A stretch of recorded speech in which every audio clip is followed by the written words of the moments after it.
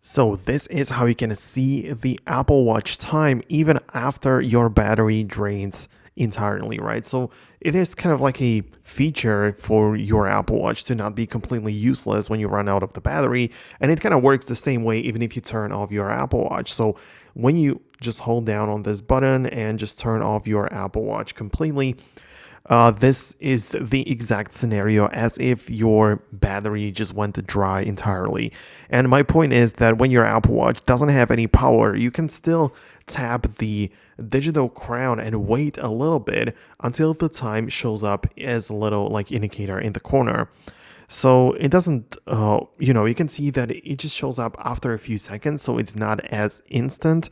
And in my situation, it only shows the time as that's because I turn off the Apple Watch manually and I still have enough battery.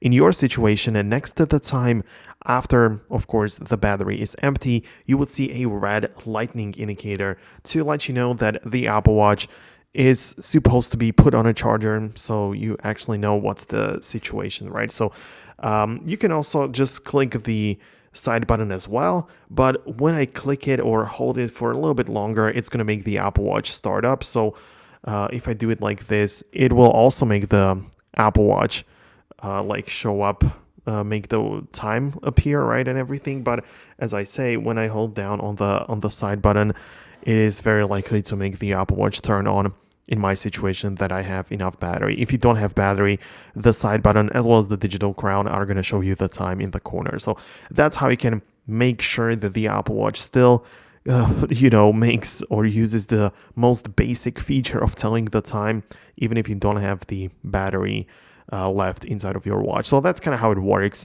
That's everything I wanted to let you know about. Let me know in the comments if there is anything else you'd like to know. But for now, that's it. Hit the thumbs up if you liked the video, subscribe for more, and I'll see you in the next tutorial.